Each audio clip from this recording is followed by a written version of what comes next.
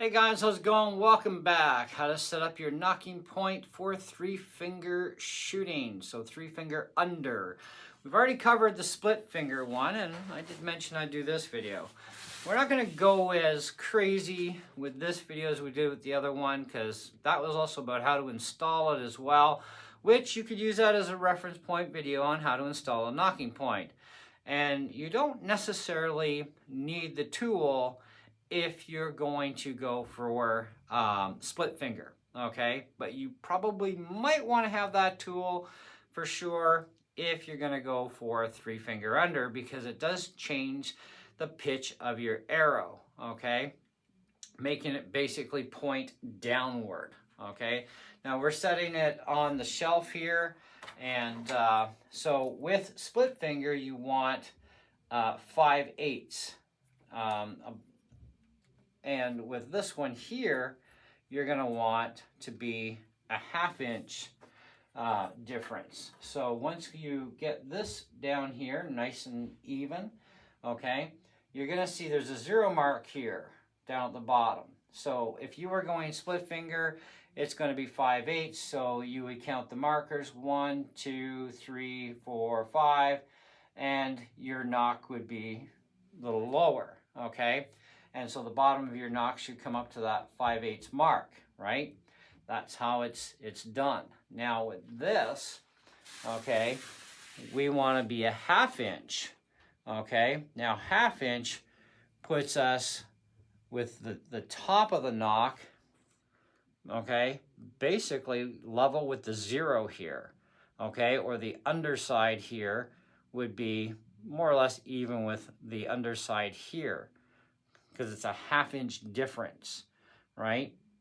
So you're basically nocking higher, which pitches your arrow down. So when you pull back, your arrow will actually come back straight, and then it'll launch straight off the bow. That's the only real difference between the two. So if you've already set your bow up for split finger shooting, you can only split finger shoot it. If you try to three finger under it, you're going to be nose diving into the ground, where this works kind of the opposite level of physics, where your nocking point is much higher, okay?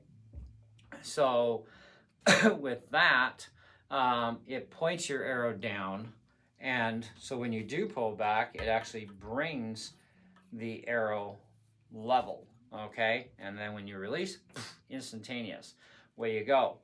So that's the difference between the two, okay? Now with the split should be at the back side of the string. I watched a number of videos myself online, because one of the problems I was having was I set my nocking point fine, so I was good there, but I had the split of that nock point facing the front, and I was having a lot of accuracy issues. Right? It's not just me, the fact that I still kind of suck a little bit. I'm getting way better, right? And yet I'm still having some stray shots, which shouldn't be happening, because I know my arrows are fine. It's not the arrows. It's not, you know, the fingers. You know, I'm not popping the arrow off the shelf when I'm pulling back. You know, I'm focusing on all that stuff too. So I'm doing all the right things, but yet I'm still getting a lot of weird shots at times, right? So I thought, well, what could be the problem to this? Well, the problem could obviously be maybe the nock point is catching on the arrow. I got to keep the nock point away from the arrow's nock, all right? And so flip it around the other way, things work much better, which is the interesting part, because I'm not the one who set this bow up. This was a used bow I picked up. Somebody set it up for three finger. I found that out the hard way, because I tried to shoot it split finger originally, which has a complete different effect than trying to shoot three finger on something set for split, where I would nosedive. Now I'm going the opposite direction. Now I'm having all kinds of problems, but as soon as I three finger it, it stays on target, right? But the other thing I noticed is my split is at the back side too, right? So it's facing that away from my arrow. So there's no chance of the split that is still left there, even though it's a nice round knock, which it needs to be, that split cannot grip or catch the back of my arrow upon launch, where when it was around the other way, it could easily catch it, and it did, and it caused a lot of inaccuracy problems. So remember, your split needs to be facing the backside and is perfectly even with the middle of the string as possible for that to happen. So if I'm looking at this knock right now, I can see that it's only got a slight little shift to it, which is fine, because as soon as I pull back, it comes completely straight on this one. But it's still out by just a hair, but it's not out that much.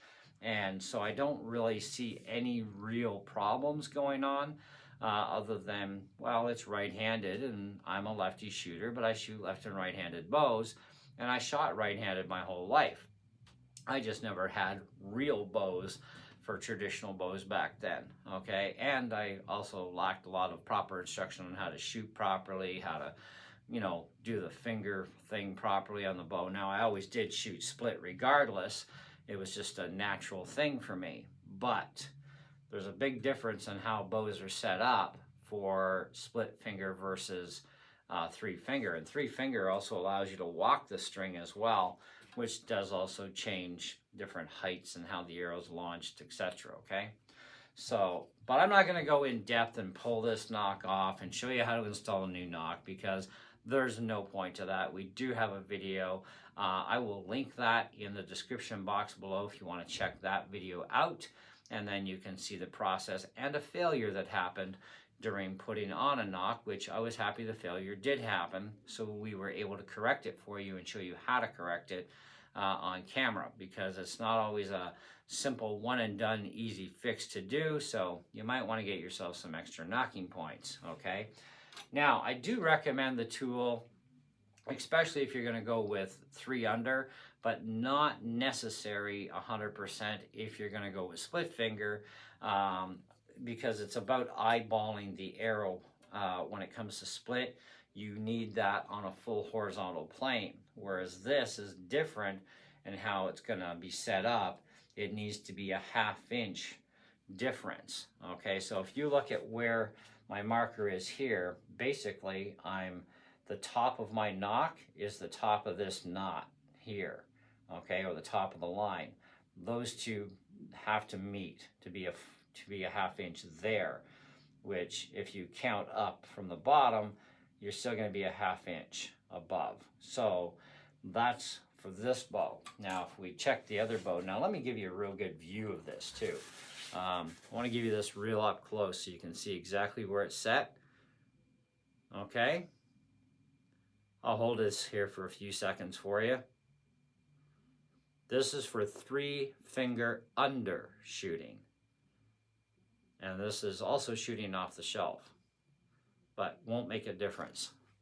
Okay, so now we'll grab the bow that we set up in the last video, which is my left-handed bow, and you can see where that one's set.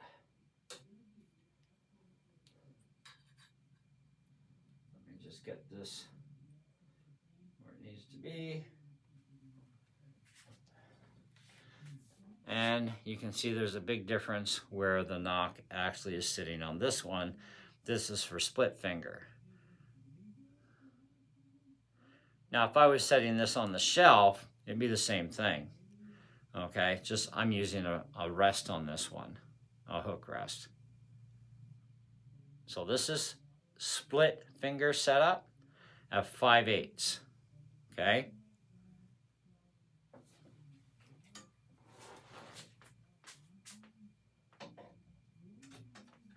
And we'll grab our other bow.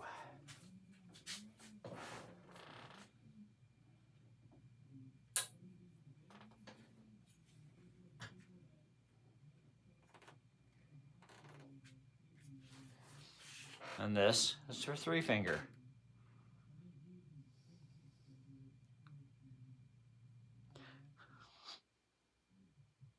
That's all there is to it.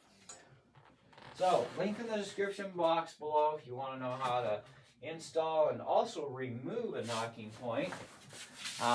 You can do it with just regular pliers. I have pliers that I bought special for pulling frets off of guitars, and I find I get a better grip with those than do a normal 2 pairs of pliers. You can do it just one-handed with your knocking pliers. I found a video on that where you can actually get it off with just your knocking pliers. It can remove them as well. I opted out for something simpler because I did try it with the knocking pliers, although apparently I guess I did it wrong.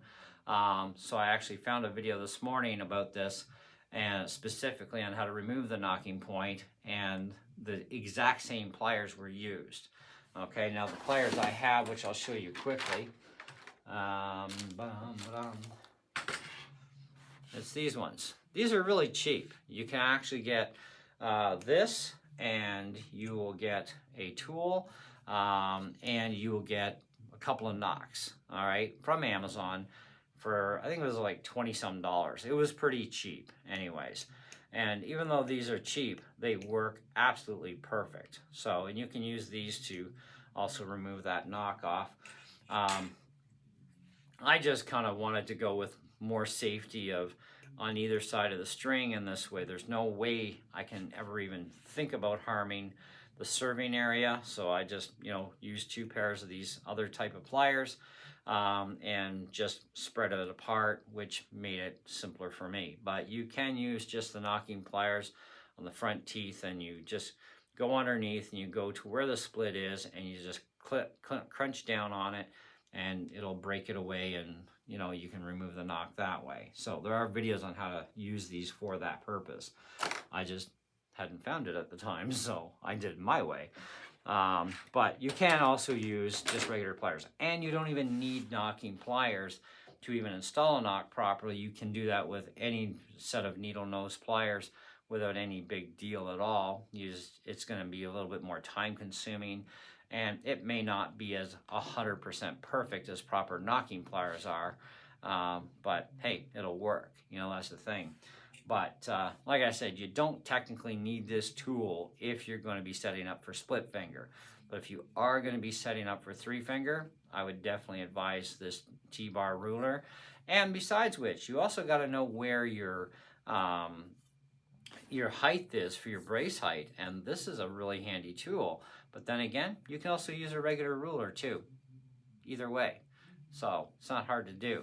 Anyway, that's all I got for you guys on this one. Hopefully you enjoyed the video. It's at least a couple minutes shorter. Don't forget to check that link below in the description to check out my split finger setup and how to work with the knocking points on that one. And we'll be sure to catch you on the next one, all right? See ya.